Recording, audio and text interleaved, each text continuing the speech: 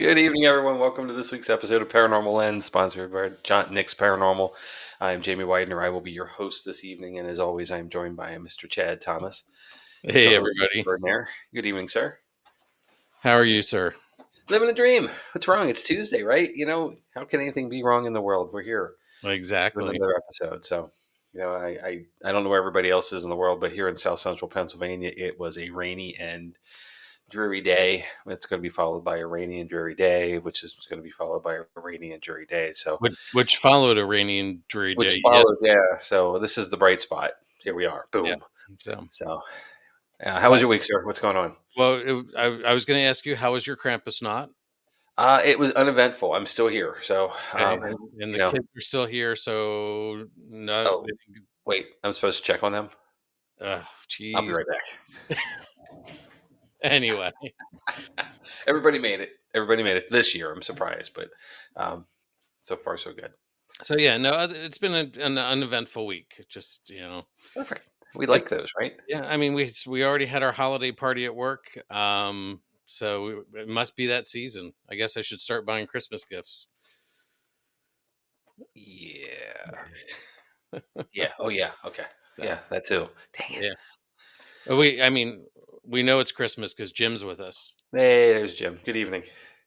Well, it is that all that stuff, like all those pressures and stressors of getting things and being places, and things pop up on your calendar that you were like, apparently you said yes to, but you have no idea when or how or Or where. somebody else put them on the calendar for you, Well, Jamie. that's how it always works. But I'm apparently I was in the loop. So um, we have a holiday concert this weekend for one of the dancers, and we have the next weekend we have a show, and boom, boom, boom, all that happens, and all of a sudden here's Christmas. So Oh, and there's a buckle up, holiday.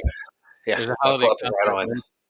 Jamie. There's a holiday concert Wednesday that you don't want to miss either. So What? it's the school holiday concert on Wednesday night. Like tomorrow night or No, next? next Wednesday. Okay, cool. I can do You have a that. week. Good. Yep. Good. I might be shopping. I had some time set aside to shop tomorrow. So okay, whatever. Like this is everybody's life, right? This time of Exactly. year, everybody's on the hustle, on the bustle.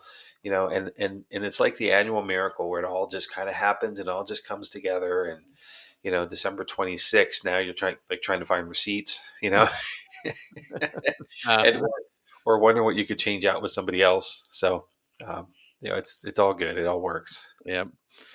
Santa's made a lot of visits already. All So right. Well, cool. Thanks, Jim. I hear Were you, that. were you traveling with Krampus the other night, Wednesday or Tuesday night? Maybe. Well, So speaking of Krampus, which is a folklore piece from Germany, mm, we're here tonight to talk about urban legends. okay. And this is going to be, as you saw with the very clever and cool graphic at the beginning. Thank you, Chad. All I have to do is ask and things happen. See, this is the annual miracle, or the weekly miracle in our case.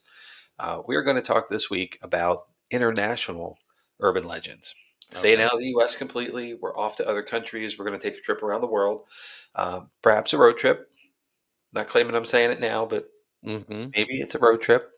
In some places, certainly can be, but there are going to be some that we're going to need a plane for sure. So, Okay. or boat, or both. I don't know. So you guys can decide that. So, sir, without any further ado, you want to dig in? Yeah. Let's hear it. All right. I'm excited. So we did an episode of Urban Legends, like I said, back at this episode 21. It's available on all the streaming services. You can go back and find it. And the first thing we talked about was a definition. Like, so what are urban legends? And according to Merriam-Webster, which is a dictionary for your younger folks, it means it's a book full of information, um, not the internet itself. Although the interwebs do have apparently all this stuff now. Go figure. It's an often lurid story or anecdote that is based on hearsay and widely circulated as true. So it could be a lot of things, right? But usually it's a fantastical thing and it just happens. Either it's so in the stream of consciousness on a regular basis that you just kind of absorb it and accept it, or it's just so unbelievably wild that it has to be true. So we'll get to why that is. Okay. Urban legends have a set of characters, a plot, and are passed along by word of mouth or the internet/social media with little to no basis in truth. While most are fabrications, some are based on true documented events, but with a little extra fact or spice added. We're all the heroes in our own stories, right? Right. Urban legends are popular and last for so long simply because we all like a good story. Many are meant to scare us into not doing something, like picking up hitchhikers or going places alone or just doing bad things in general. And many have a moral built into them as well. Again, we've covered a lot of the U.S. urban legends back on episode 21. So let's see what's happening elsewhere around the world. Okay. Okay, so buckle up. You ready? You got your popcorn? No, No. Okay. I Well, forgot, but snooze you lose. Extra butter would be good with this. I'm saying. All right, we're going to start in France, or France as they call it there. okay. They call it France. This is the tale of La Dame Blanche. So you're driving at night and you see a hitchhiker dressed in all white. You let her into your car. She's nice and friendly, and she tells you she wants to go to a house in particular, but acts more and more nervous as you drive. She tells you to be careful on the road. Suddenly, the road reaches a dangerous turn. She shouts in fear. You glance at her and you realize that she's gone, and the car is locked from the inside. You remember the house she wanted to reach, and the day after, you go there to that house and you meet a friendly elderly couple. You tell them about the lady and you describe her. They become sad and they say, "Well, you just described our daughter, but she died on the road 5 years ago." Bom, bom, bom. Okay. Yeah. Why would you go to the house the next day? It's because you do, man. It's what you do. Yeah, exactly. I would be like, nope, nothing to do with that one. Yeah. Never going on that road again. And I don't care if I had to go, a million miles out of the way to get somewhere. Uh-uh. Right. The next is from Switzerland, and it's called the Schmaltzy. And you can spell that any way you want to. Okay. Schmaltzy. Schmaltzy is a pitch black demon who accompanies Shimmerklaas, who's also known as Santa Claus, and kidnaps the naughty kids by forcing them into a sack and abandoning them in the woods, never to be seen again. So, you want to be a naughty kid in Switzerland? Nope. Nope. The next is from Hungary, and it is called Gloomy Sunday, or the Hungarian Suicide Song. Laszlo Mariosi composed Gloomy Sunday in the early 1930s, and it has been linked or attributed to 18 suicides, including the composer's after his 69th birthday. The song has actually been covered by Billie Holiday and Bjork. And unless you listen to WXPN in Philadelphia, you probably don't know who Bjork is. But she's great and you should look her up. Bjork. Chad, this one's one I think you might know something about. Okay. Excuse me. This one is from Ireland, and it's called the Banshee. Mm-hmm. Sound familiar? Yep. Yeah. So banshees can appear in many forms, including an elderly woman, a young woman, or even an animal. They are often described as liminal creatures, being part woman and part fairy. The name banshee is an old Irish phrase and means fairy woman. Banshees are considered to be peaceful mourners and as the warners of death. They are believed to be the spirits of people who died young or violently. Banshees travel through sound and smell and are usually heard in the middle of the night. If seen, they are said to vanish into a cloud of mist. Poof. Okay. Okay. This one's a little morbid, pun intended perhaps when you hear it. It's from the UK, and it's called the Dead Body Train. A London urban legend has it that a train full of dead bodies once made the journey through a tunnel between Whitechapel Tube Station and the Royal London Hospital. The train was appropriately dubbed the Dead Body Train. It is believed that the train operated in the beginning of the 1900s during a time of extreme poverty and disease in London, which almost makes the idea of a dead body train something that could really have existed. Whitechapel is well known because of Jack the Ripper, Right. right? So it's already got a creepy, ominous kind of vibe going on. And rumors that temporary morgues were set up under the ticket hall there aren't helping the historic reputation of the place all that much. There have also been reports of a now closed tunnel, which some believe may have once led to the Royal London Hospital, which would make sense for this line. Right. These reports have ensured that people are convinced that the dead body train was a lot more than just an unnerving urban legend. I don't know about you, but I've when you're on the social medias and such, and like YouTube is a good spot for this, and TikTok and a few others. But there are a lot of videos about people doing urban exploring. Hmm. And our good friend David Media is a previous partaker in this activity. But once all it takes is to get inside of a place and you're there, Right. and you go and go and go. But the tube system in London, and much like the subway systems here in the U.S. In like New York and Boston, there's a lot of spots that are just not used anymore or underused that are more or less abandoned. So Right. you can really Hmm. find things like this, and then stories just will go and go and go, especially if you don't come back, right? Yep. All right. So the next one's from Scotland, and it's called Abandoned Annie. The area known as Real Mary King's Close in Edinburgh was devastated by the plague. Rumors abounded that those struck by the disease were left to die in the streets. In the 18th century, the area became a ghost town, its buildings and homes abandoned and closed off. The Real Mary King's Close inevitably became the focus of ghost hunters and psychics over the years, all of whom have tried to draw out the ghosts of horrors past. In 1992, psycho Aiko Gibo visited the close to film a documentary on supernatural incidents. Having found nothing spooky enough for her liking, Giba was about to leave when she came to a halt at a specific room. She initially refused to set foot in it, as she felt a heavy sense of dread, but she eventually went in.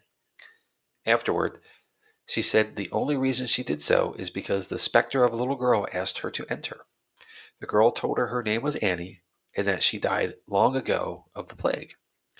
Annie was sad because when she was alive, her family abandoned her, and she lost her doll. The little girl also tugged on Gibo's hand. Gibo went off to buy a Barbie doll for Annie and left it in the middle of the room. Ever since, the single Barbie has grown into a pile of toys and even money left by tourists. A guide at the close has recounted his own experiences with Annie, claiming that he once threw a coin across the room as he was leaving with a group of tourists. He also stated that several people have felt an unseen hand touching theirs. Some of them became physically ill after visiting. Okay. Okay. That's not an unusual tale from places we've been to as well, Exactly. in our investigations and such. So, There's a lot of places with piles of toys because yep, one person leaves a toy, and then that becomes the thing to do. yep, absolutely. The next comes from the Netherlands, and it's called Wit Weaven. As told, the Wit Weaven were mysterious creatures who would dance in circles and try to mislead men and women. They could not bear the sun and had a kind of ghostly appearance.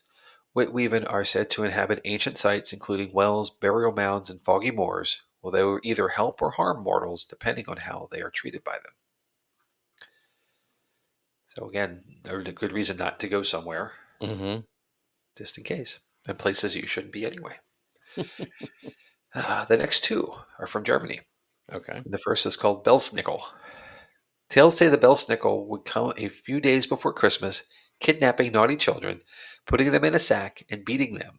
However, if you're on the nice list, finger quotes up on that, he was supposed to leave candy for good children. Sounds a bit like the next one. If you remember maybe hearing of Krampus before, Yep. Yep. sir? Okay, as we just had Krampus not on Tuesday evening. Krampus is a popular legend in Central Europe, though thought to come from the pagans. Now associated with Christians, he is a half devil, half goat creature that punishes bad children, hitting them with sticks or even eating them and taking them to hell. The result is children in Germany are particularly well behaved in December. Only in December. Only in December. So, that takes me somewhere here, Chad. And you got kids, so you understand Mhm. this. We were kids, so I think we always understood this. But, the Santa Claus is watching thing, is meant to be all year long. Right. However, we think if we're extra good just for a couple weeks in December, all the bad crap we did all year long is Goes away. absolved, right? Exactly. But Yeah. the elf on the shelf is only here during December, Jamie.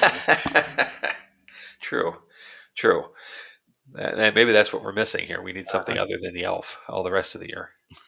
All right, I'll be happy to market something for somebody who wants to make one. No problem there. I could use that in our house. Uh-huh. All right, the next one is from Finland, and it's called a naki. Nakki, Naki. In Finland, we have a legend of Naki, a shape-shifting water spirit who lives in murky pools and under bridges. According to legend, Naki will pull children who lean over the bridge railings to look at their reflections under the water. So, don't lean over the bridge. Yeah. Jim has a comment here. It is, sir. It Oh, is. oh, holy cow! Some scary stuff. Yeah. Wait, there's more. So we're going to go to Sweden next. We haven't even left Europe yet. Like, holy cow. And these are This is all these are all around the Christmas season too. well, a So lot of them are, right? That's yeah. fair. Now, the next one's called the Silver Arrow. And there's an urban legend about a platform on Stockholm's Blue Metro line in Keimlage and a train called the Silver Arrow. It's a platform that is no longer in use, and maybe it never has been. It's known as a ghost station where only dead people get off the train. The Silver Arrow is a train that is said to be the only train that stops in Keimlage.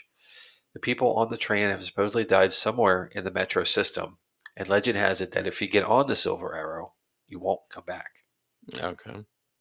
Bah, bah, bah. So just to let you know, Bert's trying to decorate his Christmas tree and watch us at the same time. I can't multitask. I just pay attention to us. The tree will wait. Don't worry about it. It'll get done. Or he could watch us tomorrow on, all the other Sure. ones. Yeah. So And or do both. Watch us tonight and watch us tomorrow. yeah, there you go. What? All right. The next one's kind of a Scandinavian thing, coming from Norway, Denmark, and Sweden, kind of Okay. crossing all boundaries here. Is called and I'm going to say this poorly, and I apologize from anyone who's Scandinavian, but I'm going to call it the Genganger. Genganger. Genganger. Genganger are undead souls with unfinished business in the living world. They will rise from their graves and torment their friends and family. Precautions to keep them in their graves include crucifixes, symbols painted on their coffin, and a 3-time parade around the church before their burial. So Okay. think about that from a processional sense. I know there's a different reason why we do processions, but that could be something too. Mm-hmm. All right, we're starting to head a little west. We're moving to Iceland. And this one is called the Nykur, Nykur. Yeah, pronounce as you wish. Okay. So, Chad, Uh-huh. if on your next visit to Iceland you spot a gray horse standing next to a massive body of water, such as the sea or even a lake, do yourself a favor and look at the horse's hooves. Why, you ask? If they face backwards, you'd likely have a problem. And technically, so does the horse. Okay. It is said that this horse, named the Nicor, is a water dwelling beast that sometimes surfaces to lure unsuspecting humans to a watery death. His skin is sticky, so if a person is enchanted by the horse and mounts it, he will not be able to get off again. Instead, he will be dragged along the Nicor's watery home and drowned. Yelling its name at the horse is said to scare it into running back into the water by itself and leaving you alone. Hmm. Sound familiar? Perhaps. Yeah. We did an episode on something very similar a couple weeks ago in Mm-hmm. Scotland, perhaps. Drawing a blank on the name. Yeah, me too. But Yeah. we will be talking about Iceland again when we talk about the elves with the funny name. So that'll Aha. be coming up in a couple weeks. So Cool. There we I go. like how we're tying everything together here, Jamie. It's all connected anyway, right? Yep. All right. Staying in Scandinavia. This one's really interesting. I thought it was rather creepy as well. It's called The Baby in the High Chair. For many years, a Norwegian couple didn't go on a proper holiday. Finally, when everything fell into place one year, they found a trustworthy nanny for their baby boy and planned a long getaway. When the day came for them to depart, the nanny was late. She eventually called to tell that her car was giving her trouble. However, she said that she could call a mechanic and then walk to their home, which is only about 15 minutes away. Reassured by this, the couple strapped their baby in its high chair, kissed him goodbye, and then left for their holiday as they were already late for the airport. They left the back door open for the nanny. One version of this tale has it that the nanny arrived to find the door locked, perhaps the wind blew it shut, something like that, so she assumed the couple had the baby with them. She then left.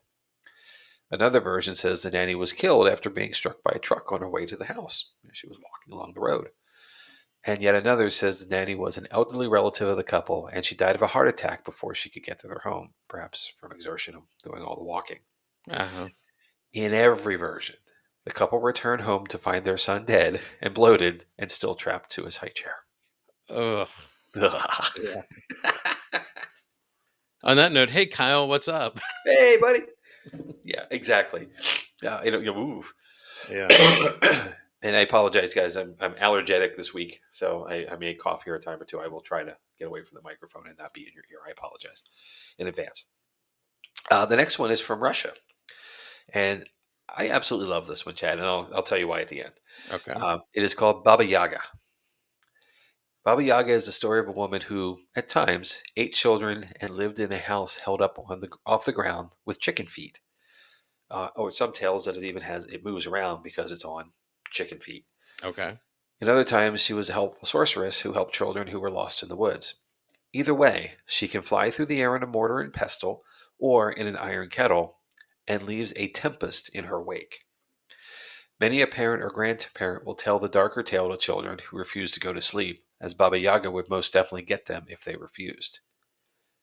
So I know you're a Marvel movies fan, right? Marvel Hmm. Cinematic Universe and all that good stuff. And I'm assuming you saw Ant-Man too. Yeah, I did. Okay. So there's a part when they are the three guys, Ant Man and his partners are sitting in their security company office, and I believe it's when the bad guy breaks in and is about to take them, and the Russian character tells the tale of the harrowing encounter with Baba Yaga, and there's a great reference to it in that movie. So Okay. that's where I first remember it from. Although afterwards, like this tale is not new by any Right. means, and it's been around for a very long time, and it's not just Russian. It's all through the Baltics. It's just one of those old tales that Hmm. just has some legs and keeps walking Okay. along, kind of like the chicken feet that are moving her house around in the woods. All right, let's cross the pond. We're heading west, All right. and we're going to Canada. So this one is called La Chaise Galère. And this is a tale about lumberjacks who sold their souls to Satan so that they could travel quickly on New Year's Eve to be with their families. And they got there by paddling a canoe through the air. During their trip, one of them got drunk, seems like something lumberjacks in a flying canoe would do, Uh-huh. and steered them into a snowbank. And the rest of the travelers killed him so the devil wouldn't take them all away. So, if you were somewhere in Canada, and by the tale here, I would imagine in the Quebec area, and you see a canoe going through the air, now you know why. Oh, that makes sense. Okay. So we're going to move south of the border as we are skipping over the U.S. to this one. And this one's from Mexico, and it's called La Lorna. In Mexican folklore, the weeping woman, La Lorna, is the ghost of a woman who lost her children and now cries while looking for them in the river. She often causes misfortune to those who are near or who hear her. In some variations, she even steals children and drowns them in the lake, perhaps in an attempt to get her children back. This is somewhat similar to the La Siguanaba episode we did a while back, too, right? Hmm. Yeah, Yeah. as she would lure men out to the middle of nowhere and drown them in crevasses and rivers and so forth. So the next comes from Trinidad and Tobago. It's called the Soiko Kant. According to lore, a Soikokant is essentially a shapeshifter who appears as a lonely old lady during the day, but at night she sheds her skin and transforms into a fireball. It is said that the Soikoyant preys on firstborns or newborn babies and sucks the blood out of them to regain youthfulness and maintain immortality. If the Soikoyant draws enough blood, the victim will die and have to assume her skin. If not, the victim usually wakes up with a blue bruise on some part of their body. Luckily, there are ways to repel the Soikoyant, like placing a plate of rice under your door, or outside your door, I'm sorry, because she will have to count every grain of rice before entering. And if she miscounts, you'll have to recount again. Okay. All right, I'm gonna find me a bucket of rice, not Uh-huh. a plate. So, all right, heading into Central America. We're going to stop in Costa Rica for this one, and it's called La Carreta Sin Bueyes, or the wagon without oxen. The wagon without oxen is about a witch who fell in love with a strict Christian man who wanted nothing to do with her. The witch used some magic to make him fall in love, and the town priest did not approve of it. When the man was going to die, he told her to take his body to the church for his body to be blessed. But when the witch did so, his request was denied because of the sin he carried. So she took the box the body was in, fixed an ox into a wagon, and went to the church. The priest said, "Stop in the name of God," and pardoned the oxen, but the wagon didn't stop. People say you can hear it creaking through town, pulled by the devil's hand. Hmm. It's a bit around, it's a little choppy, Mhm. but interesting no less. And, we all have those ghost sounds that you just can't explain, like what you're hearing here. And why is that sound here? Uh-huh. And especially in modern times, there aren't many wagons left out running around in the streets. So could be. The next one is called El Silbón and comes from Venezuela and Colombia. We're heading into South America. Okay. El Silbón is the tale of a creature that has been damned to roam the earth carrying a bag of bones. The creature was once a little boy who lived with his parents in Venezuela. Being an only child, he was spoiled to no end by his parents. Unfortunately, this turned him into a picky and demanding brat. We all know that guy, right? Uh-huh. Yep. That girl, either way. After insisting on deer meat for dinner one night and becoming extremely angry when his father failed to produce it, the boy stabbed his father in the stomach, pulled out his intestines, and took them to his mother to cook. Although the mother cooked the entrails, she eventually became suspicious at the look of the meat. Realizing what the boy had done, the mother was overcome with grief and let the boy's grandfather deal with the evil child. The grandfather whipped the boy within an inch of his life, and then rubbed chilies and lemon juice in his wounds. That'll learn him. Uh-huh. Then the grandfather handed the boy a bag full of his father's bones, and sent a pack of dogs loose on him as the boy ran away. Just before the dogs killed the boy, the grandfather cursed him, and that was the origin of the creature known as El Cibon. Where d- What the where did what? that one where did that one come from? Like, Well, it sounds like some child abuse, maybe, right? yeah. Or something, Yeah. or maybe or just somehow the father was killed, and I don't know. They blame the kid. That's crazy talk, but Yeah. what a story, right? And Yep. that's what urban legends are. They're fantastical. Like, there's no way that could be true, but well, maybe it is. Right. But That's it's the been point. handed down over time. Time over time, exactly. All right. So the next one is from Brazil, and it's called Aloria del Bonheiro. In Brazil, all of the kids are scared of the blonde lady that lives in the bathroom, and they say if you flush 3 times and call her name, she will come to get you. Sounds sort of familiar. Yep. That's a Candyman, Candyman, Candyman, Beetlejuice, Beetlejuice, Beetlejuice, Mhm. maybe. You're Or doomed now, Jamie. Bloody Mary. There's so many versions of this, Uh-huh. And why is it always a bathroom? Like, what the I- heck? Yeah, that one I don't understand. Well, I mean, there's a vulnerableness in a bathroom, right? True. You're literally caught with your pants down in a lot of cases. So, uh, I don't know. Yeah. All right, we're gonna swing over to Africa for a little bit.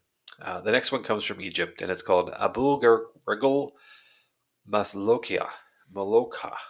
My That's goodness, easy my for you to say. Arabic is terrible, and I apologize in advance.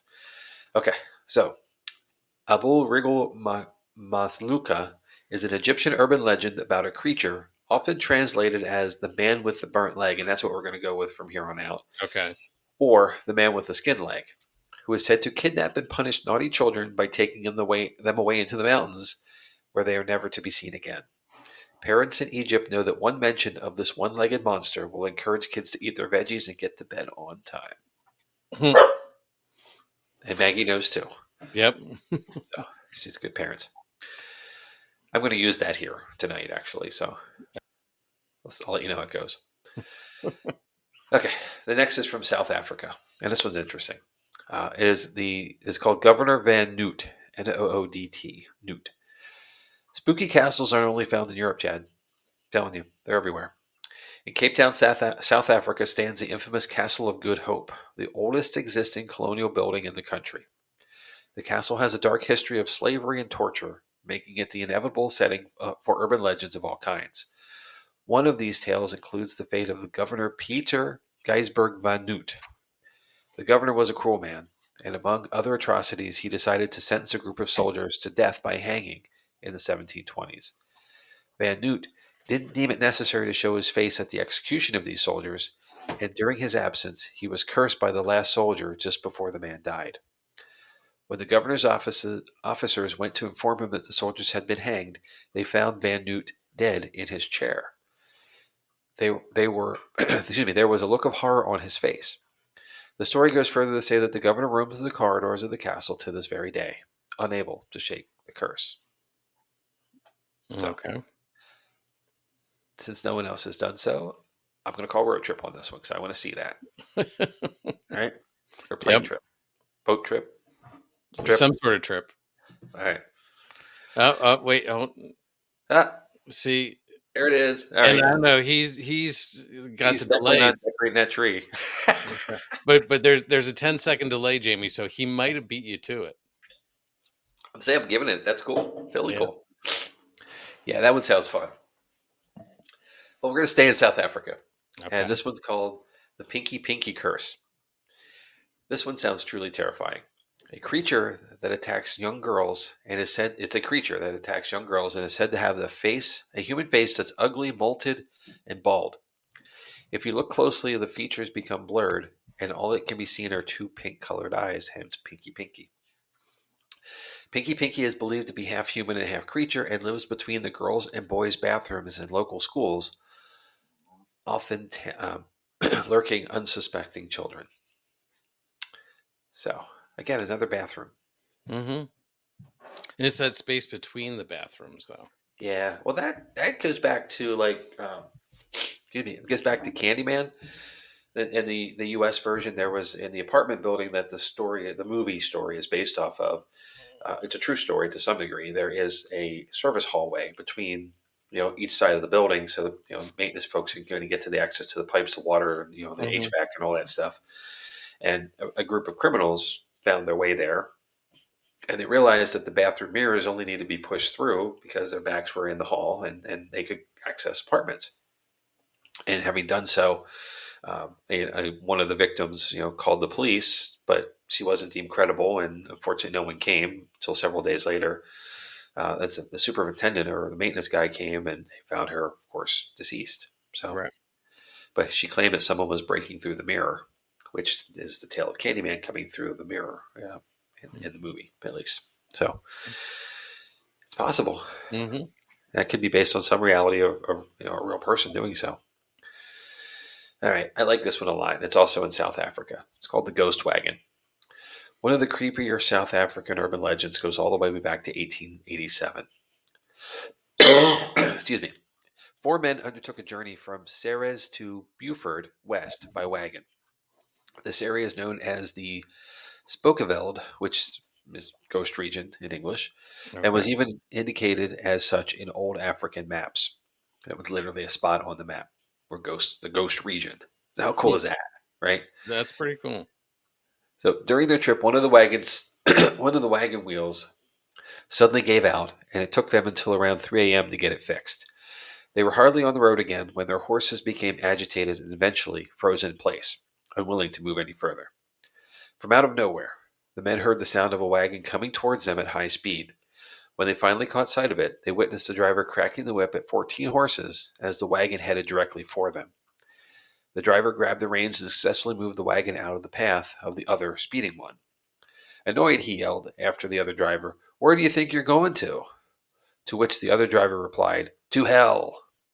Then he and his wagon disappeared into thin air. It is said that anyone who dared challenge the spooky driver of the disappearing wagon will be doomed. A week after the incident, the driver of the first wagon was found at the bottom of a cliff. The remains of his wagon and the carcasses of his dead horses surround him. Bum, bum, bum. Mm-hmm. All right, and just because South Africa is a creepy place, let's do one more. Okay. Why Why not? not, right? All right, this one's called the Tokoloshe. The Tokoloshe are poltergeists that look like gremlins. And any of us 80s kids, you know what they look like, right? Mm-hmm. So, yeah. They are said to have been created by a Zulu shaman whenever someone offended them. Tokoloshe become invisible by drinking water, and the legends were that they caused mischief, bit off people's toes in their sleep, and even raped women. The only way to keep the Tokoloshe is away is to put a brick under each leg of the bed when you go to sleep. Why Okay. not? Why not? It's something. It just gives them more room to get under your bed. It's true. So true. Well, I'll tell you, if they were created by the shaman who, when someone offended them, I would be making these things like left and right. You get a tokoloshe, you get a tokoloshe. I'm like Oprah handing them out here. Uh You huh. get one, you get one. So I don't know. Hmm. Fun. Mm-hmm. All right.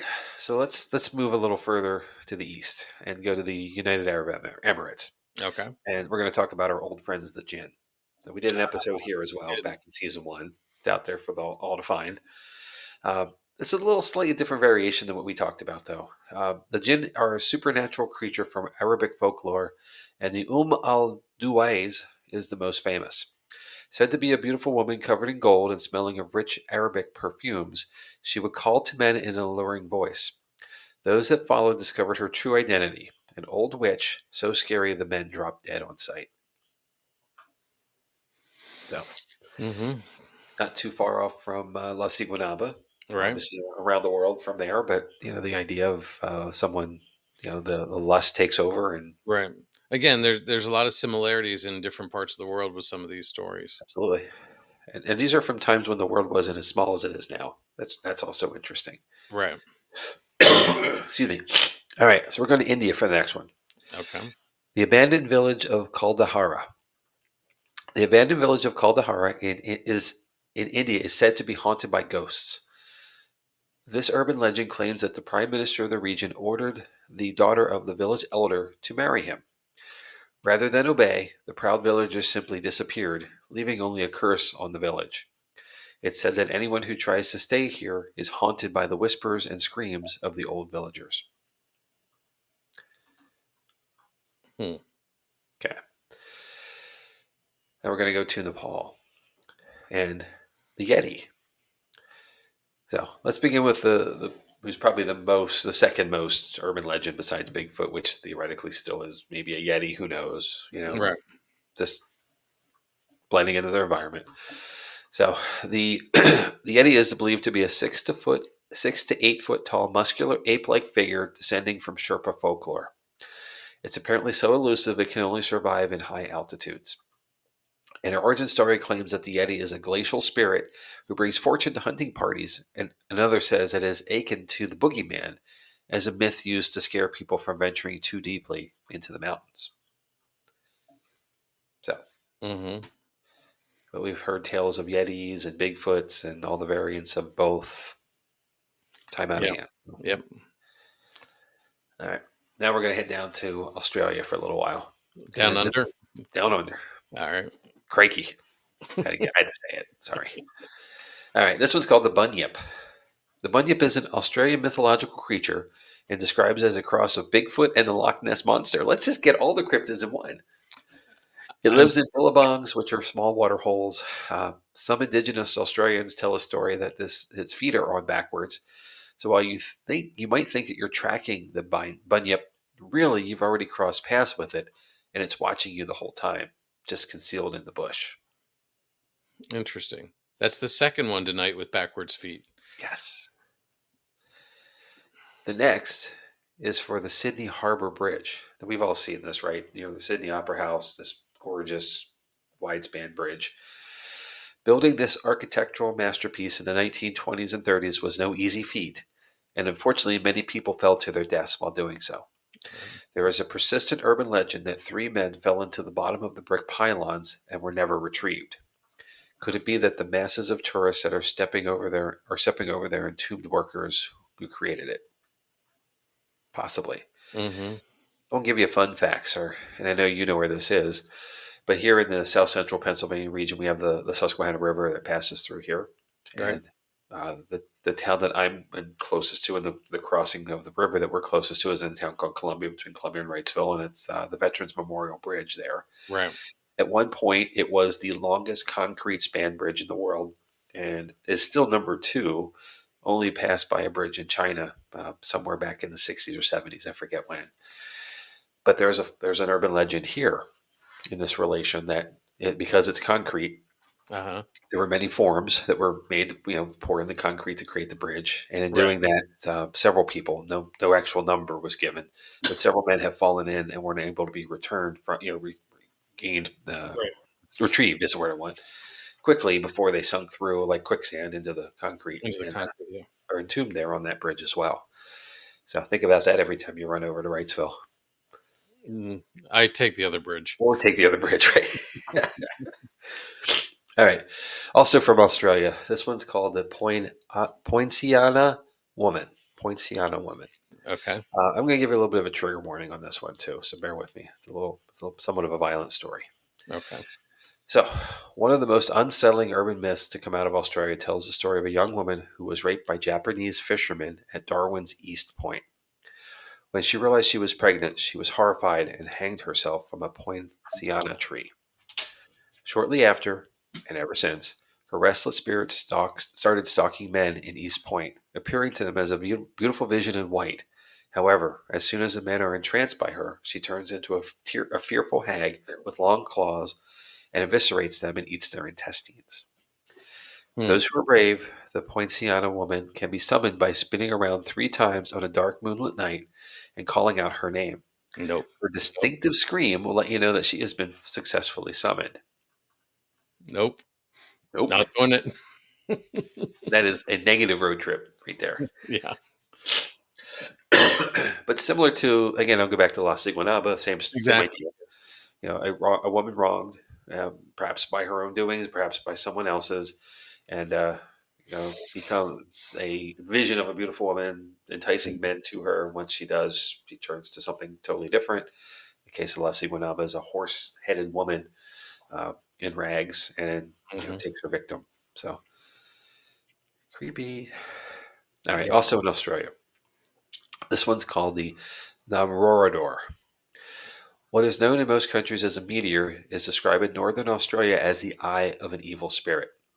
Aboriginal residents here believe that an evil spirit known as Papanjurari or Thuwatutu, or in our case, Namrorador, reaches out with long claws as it makes its way across the dark night sky, looking for souls and praying for those who are near death.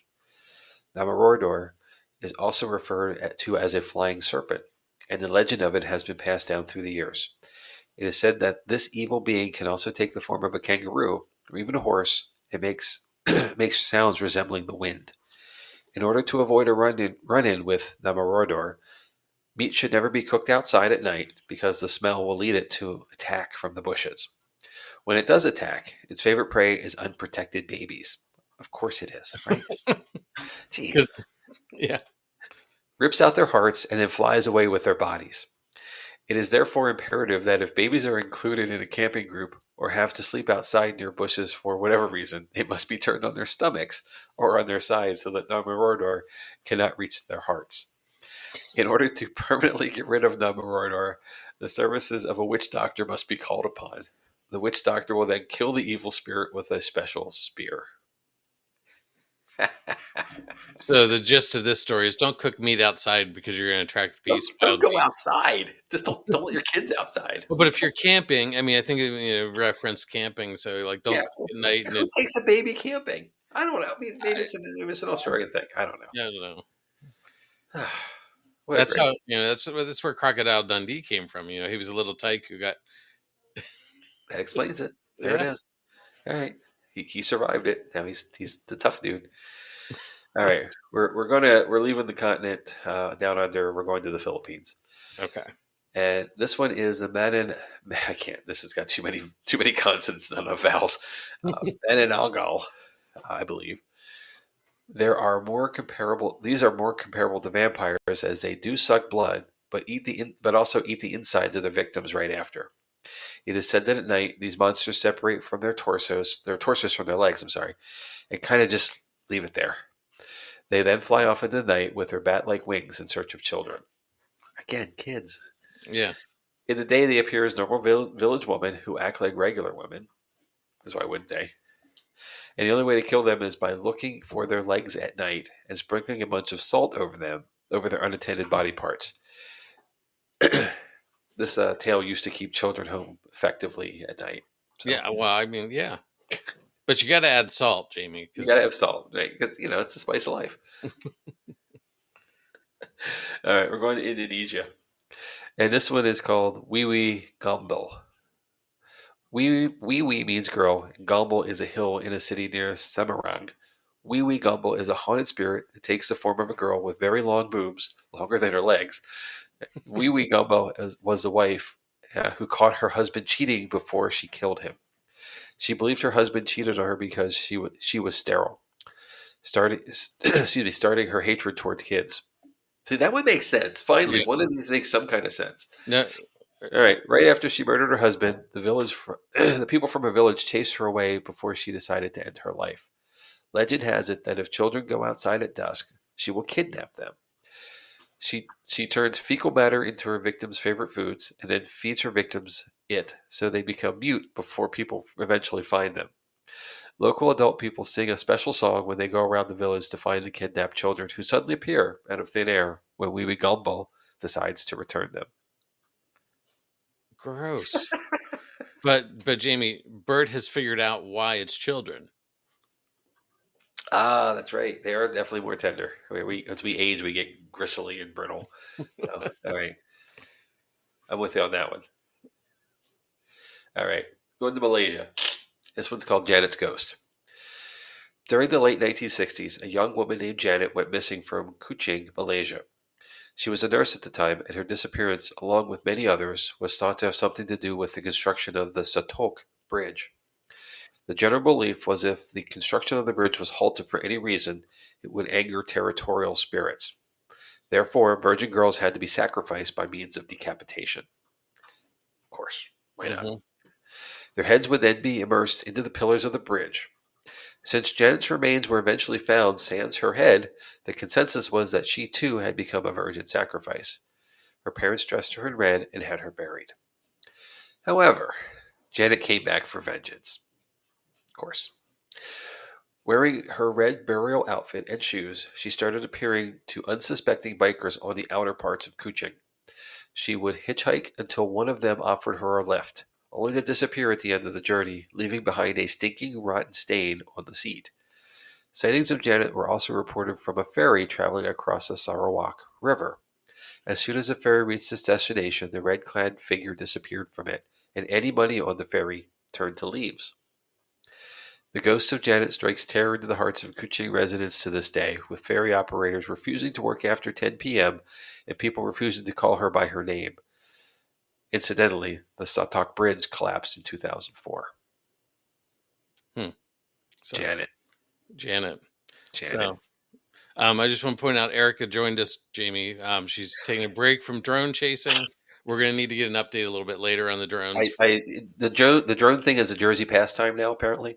So, and it's bleeding a little bit into eastern Pennsylvania, but every night, Yeah. and for most of the night, there have been large swarms of drones, some very large drones by themselves, all kinds of stuff. So you're missing out on this. It's quite high drama, and no Hmm. one seems to figure out where they're coming from and what they're up to. So, and some are even over military installations and such. So that's kind of a concern, Yeah. but all over. So yeah, Hmm. it's a thing. So Eric, I'm Yeah. glad you're taking a break. This is going to be way cooler than that. So the next one, we're going to go to South Korea, Okay. and this one's a bit gruesome. So bear with me. The tale recounts the story of a Korean teenager named Haruko who got home late one evening after doing homework at the library. Arriving at the building where she lived, she pressed the elevator button for the 14th floor, eager to get inside her apartment. Just as she got into the elevator and the doors started closing, a man ran up and stopped the doors so that he could get in beside her. He pressed the button for the 13th floor. Of course. Okay. Haruko couldn't stop staring at this very handsome stranger. When he got out on the 13th floor, he said, "See you?" To which she replied, "Yes, see you." Just before the doors closed completely, an astonished Haruko saw the man pull a knife from his jacket and heard him yell, "Upstairs!" And then he ran toward the staircase opposite the elevator. Panicking, Haruko tried to stop the elevator from reaching her floor by pounding on all the buttons. Unfortunately, she got there in no time, and the doors opened to reveal the grimacing maniac standing right in front of her. Haruko's body was later discovered in the elevator, and she had been stabbed to death. Bah, bah, Okay. bah. hmm So, Bert had a comment on the drones. Okay. It's a A future future. urban legend. There it is. It's happening. We're in it. We're in this one. Or at least Erica is. So cool. All right. Let's go to China. Why not? Okay. All right. And this one's called Beijing's Ghost Bus. A country as big as China has a lot of urban legends. I'm going to be clear on that. And I didn't hmm get all of them, of course, because we'd be here all night. But this one recounts the last journey of the 302 bus to Flagrant Hills. A man boards the bus on a dark and stormy night, and it's soon flagged down by two men carrying another with long, messy hair. Fearing for her life, an old lady fabricates an argument with another passenger, and they get thrown off this bus. Only later do they realize she saved their lives. The bus is found in a reservoir and these with three dead bodies: the driver, the conductor, and the man with long, unkept hair. Okay. Yeah, leave it there. Wow. The next is called the single braid. And during Ghost Month in China, and this is the thing, I've looked it up, it's September every year. So, road trip to China in September. Why not? Plane trip. Plane trip. Yeah, sorry. Lots of ghost stories and urban legends are shared between residents as per tradition in September. One of the creepiest ones involves a girl referred to as Single Braid. The story goes that Single Braid is called so because her long braided hair tried to sneak into Hong Kong with her boyfriend. They got on a train to the city, but the girl freaked out when police officers boarded the train and randomly started checking for ID documents from the riders. Being an illegal immigrant, she decided to jump from the train while it was still in motion. Her braid got stuck in the window frame as she jumped through it. This caused her hair to be ripped clean off her scalp, along with the skin on her face. She managed to get as far as the road, which is now called Single Braid Road, before Mhm. she gave up and died. The next day, she was discovered lying in a pool of congealed blood. Her boyfriend never returned to find out her fate and simply continued his life as if she never existed. Sightings of a ghost girl started cropping up in the area. One male student had a particularly horrifying experience. Walking down Single Braid Road, he noticed a girl just standing there with her back to him. He noticed that her hair was undone and her hair was done in a long braid down her back. He called out to her to find out if everything was all right, but she did not respond. Reaching her, he touched her shoulder to get her attention. She turned around, and the young man was shocked to find that she had no face, and then she vanished right in front of his eyes. Bah, bah, bah. Yeah. He was a jerk for Okay. not checking on her in the first place. Yeah, what the heck, man? Like, seriously, who does that? All right, we're going to Japan. All We're right. almost there. We're almost done. Coming around the world here. Excuse me. So, this one is called Hanako san. This tale is about an elementary school girl who committed suicide from being bullied. The way Hanako san works is to go to the third stall in the girl's bathroom and summon her by knocking on the door three times, saying, Hanako san, abashimashu, which means let's play Hanako san. Hanako san. It usually becomes really quiet, and you hear "hi," which is yes in Japanese. Then she will either drag the person into the stall and kill them, or the doors open a little so the person can be revealed to Hanako-san. Either way, no, Yeah. no, no. It's another one of your bathroom ones, Jamie. It's not my bathroom ones. They're out there in the world. All right, this one's interesting. It's called the suicide drawing. Okay. In this urban legend, a teenage Japanese girl drew a beautiful color picture of a young girl who seemingly stares directly at you. The teen posted the picture online, and for some unknown reason, committed suicide shortly thereafter. Soon, soon people started commenting online that they could see sadness and even anger in the eyes of the drawn girl. Others said that her lips would start curling into a smirk the longer you looked at her, and a ring would form around her. Some people took it even further, saying that there were unfortunate souls who stared at the picture for more than 5 minutes and ended up taking their own lives as well. So we are going to in the new year talk about Woman in the Rain, a Hmm. painting that has similar tale. So, but Okay. it's I find it interesting. I mean, it's like, and not to say this isn't something, right? Right. But I mean, if you look at art long enough, any kind of art, you start to see more than just the details of what you're seeing. You start to engage it more. I think you can pick up things like this because your mind starts to activate a little differently, and it's possible that it is truly a creepy thing. Well, isn't that what a good artist is? Is they can draw you into the painting, Yes, or thank you, sir. the whatever their work medium is. Yeah. Yeah, I draw stick figures, so I will never have that happen to anybody. But uh, yeah, okay, last one. You ready? Well, Bert's a little disappointed. No, I don't. And we'll get to when we do the Woman in the Rain. We'll show that one for sure. Okay, last one, and this one's called the Tiki Tiki, and I'm going to put another trigger warning on this one. It's a little graphic. Okay. Okay, a female office worker was raped and beaten by American military men in Hokkaido a few years after World War II. The young woman jumped off a bridge that evening and was hit by a train on the railroad tracks below. Her body was severed in half at the waist. As the extremely cold weather prevented her from bleeding out immediately, she managed to drag her upper half to a train station where a shocked attendant threw a plastic tarp over her. She eventually died in extreme agony. Urban legend has it that 3 days after you hear or read about this tale, the ghost of a young woman will appear to you, making a tiki tiki sound as she crawls toward you on her arms. You cannot outrun her, as she can reach speeds of up to 150 kilometers or 93 miles an hour about. Her mission is to catch as many people as she can. Then she will cut off and steal the lower halves of their bodies. The only way to escape certain death is to answer her questions. So, Chad, Okay. if she asks you whether you need your legs, you must reply that you need them right now. Okay. And if she asks you who told you her story, you must answer Kashima Reiko. I'm never going It to is, remember that. that's urban legend in Japanese. Okay. Okay. I'm still not going to remember that. All right, well, I'm gonna miss you. I'm on day 5 or 6 or 7 of this tale, so I'm gonna go debunked, but Uh-huh. you just never know. So, All right.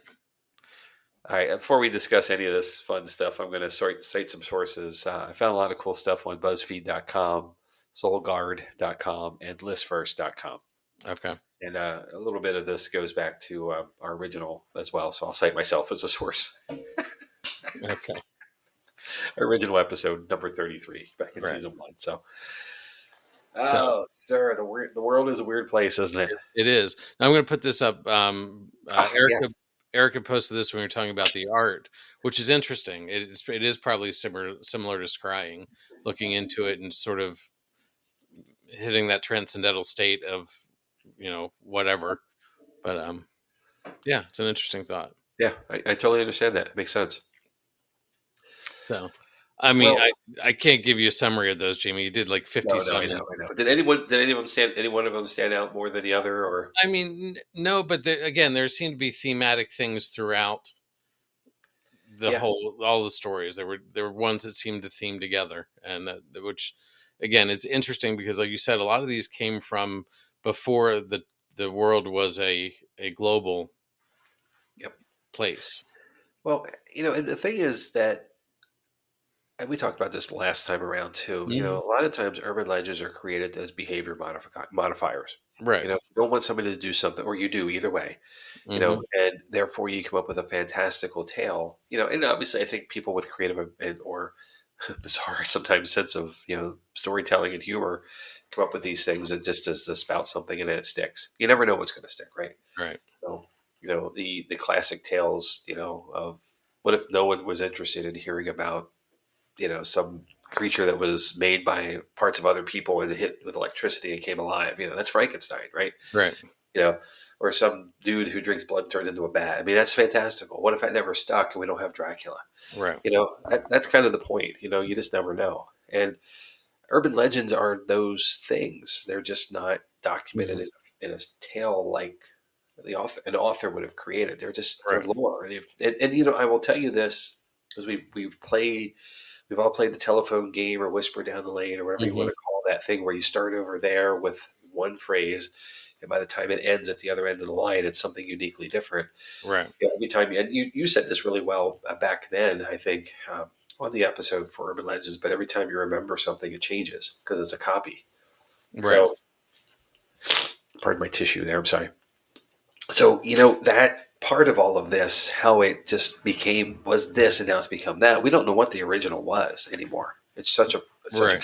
copy of a copy that it could have been something very very less than what it is now, Right. a precautionary tale perhaps even, and now it's become fantastic. Right. So I find Um, that the most interesting of all of this. right.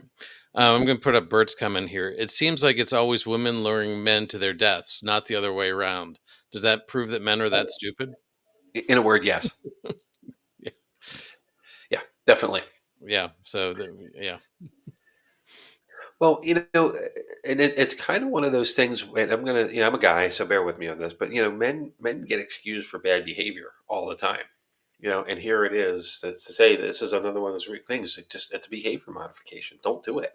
Right. You know, and if you're smart and listening, you're not going to. Hopefully, but you have that problem where Hmm. men do stupid stuff like this, and a lot of these tales were of rape and violence and so forth. That's sadly Right. that's really the root cause of the issue, um, not the outcome. Right. The causality is the problem. Hmm. I am. I will say this too. Like some of the tales I've heard before. And it's interesting because I haven't heard the around the world version. I've heard the domestic version. Right. You know, but my favorite really is Baba Yaga. Just because it's such a cool tale of like it's Hansel and Gretel to some degree. Hmm. The witch in the woods. And that we'll get to those kind of tales in another episode, down the line later this season. But the idea that if you go out into the woods alone, you're going to find, and you're not doing, you're not supposed to be there. Something bad's going to happen to you. Hmm. Again, changing your behavior, trying to get you not to go somewhere where you shouldn't be, or listen to the adults. Right. You're told not to, so don't do it. This is what's going to happen if you do. All that stuff. Right. And the baby in the high chair was another one. Uh huh. Outstandingly fantastic, but yet somewhat maybe possible. Yeah. I mean, Yeah. who I knew? mean, that's one of those. You just make sure you've got everything lined up before you walk away. Yeah, exactly. It's a cautionary tale. Yeah. Exactly. So, Bert's comment here was, but they're usually trying to help when they get trapped. I think that just proves to their Eh, gullibility. are they though? Are they really trying to quote help? I think it's more they're thinking about something else. Yes. Yeah, So they're trying to help themselves, perhaps. yeah, we'll leave it at that. Yeah. Yeah. So well, I'm good episode, Jamie. Lots of little stories there to look at and pick apart. And I mean, I think this is when we're gonna have to go back and review some of the stories just to get the full gist of them. Sure. So. And the fun thing is, for as much as there is a story here, there's more, you know, Hmm. and more and more and more. This is just the tip of the iceberg from, and even when we did the U.S. version, I think we probably dropped 35 or 40 of them there too. There were exactly 39 here, Okay. 38 here. So we did about 30, I think, in the U.S. version, Okay. back in the day. So and again, tip of the iceberg for what's out there for us. Right. Um, and they just don't go away. So Right. that's the cool thing. True. They'll always be there. So there might be another episode again, version 3 or episode 3 of Urban Legends down the line. Maybe next Okay. season. We'll give it some time to Yeah. rest for a little while. We can't call that one international though. Yeah, we have to call it something global, Global, something. galactic. Volume 3, Galactic. Yeah.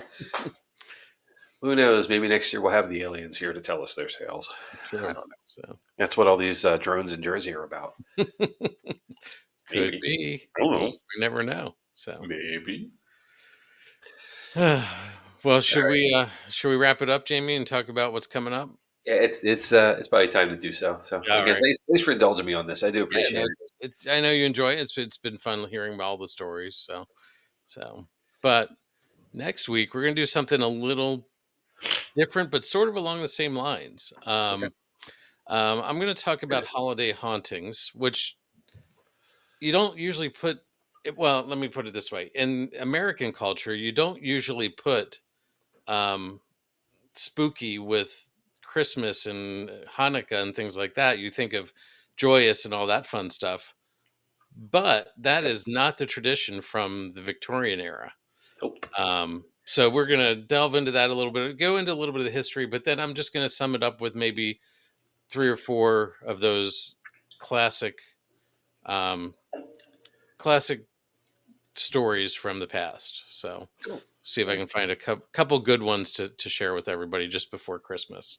Perfect. Um, and then that will be our last episode for the year Yeah. because we are going to Wow. take 2 weeks off. We're going to take the holiday break. The 24th is Christmas Eve. The 31st is New Year's Eve. So we're going to take those days off, spend it with family and friends. Not that you guys aren't our family and friends, but we're not going to be here. Right. So we'll take a break.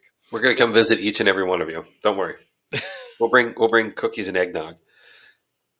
N- Or I- what's mm, the other stuff nobody likes? Fruitcake or Fruitcake. Yeah. No, yeah. not gonna happen. So Never ever. so anyway, but in January we'll be back January 7th with Jamie's going to be there with the Women of the Rain painting. Then I'll be with next one will be Huldul Folk. Of course, I, you did say Hul- that 3 times fast. Huldul Folk, which is we get into the Icelandic era or region. Then Robert the Doll, we got this corrected. Jamie will be doing Robert the Doll on the 21st, and then the 28th of January, I will be looking at the Philadelphia experiment. So, Fantastic. It's so called yeah, the process, right? That's what the Sixers were doing, the Philadelphia experiment, tanking all those seasons to get high draft picks. sure. Yeah, Mhm. no, let's Nope, no something something different. else. Okay. So we will get into that in January. We've got things scheduled for quite a while, but if you've got something you want us to talk about, let us Yep, know. Um, absolutely.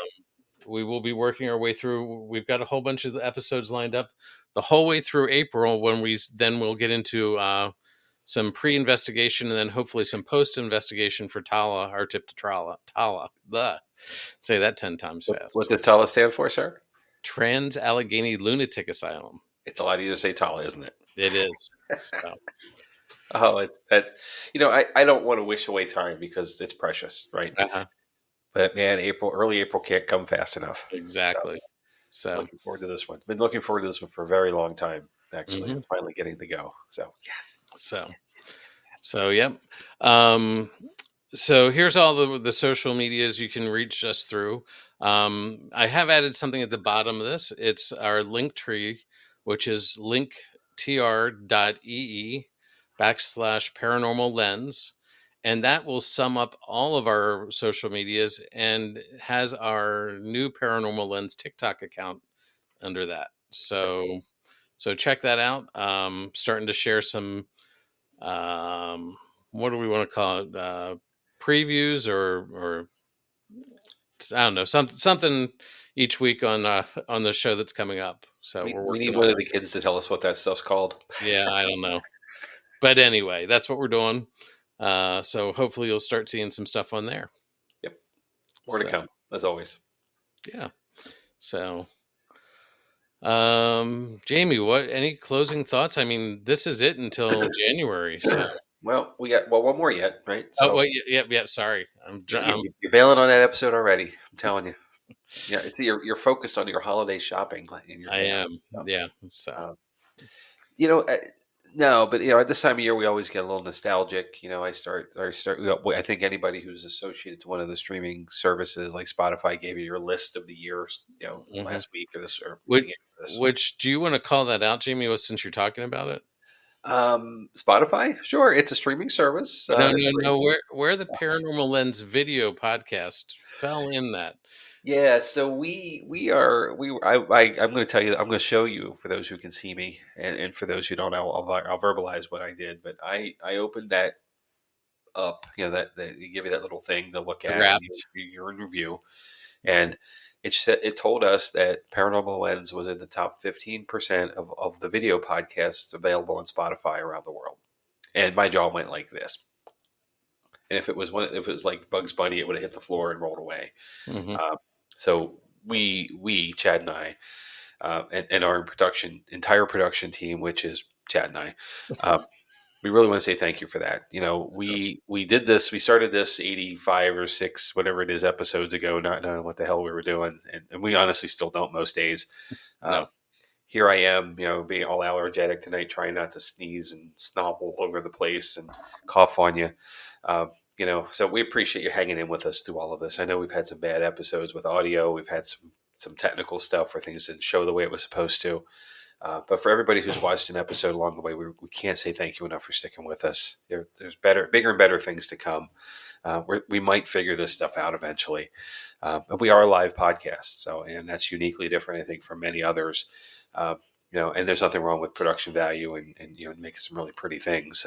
We're Hmm. just not pretty people, so we're not Right. going to go there, at least not for a while, if ever. So, but thank Yeah. you all. And If we it's don't see you before the holidays, enjoy them. Take yeah. the time, spend it with your friends, your family, your loved ones.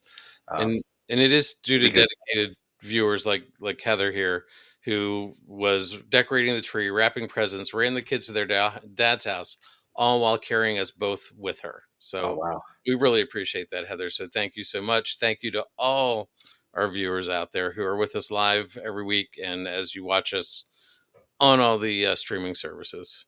So absolutely. The wrapping presents mean you had to buy them already. What the heck? That's a doer right there. No, I don't yeah, know if we can be friends anymore. I didn't even think about this yet. Just kidding, Heather. We love you. yeah, So, yeah. But go get those gifts, everybody, and come back next Tuesday and then wrap them while you're listening and watching us. So, we'll look forward to seeing them. yeah. So anything else, Jamie? That's it. All right. Everybody have a Well, great week. We'll see you soon. on that note, good night, everybody.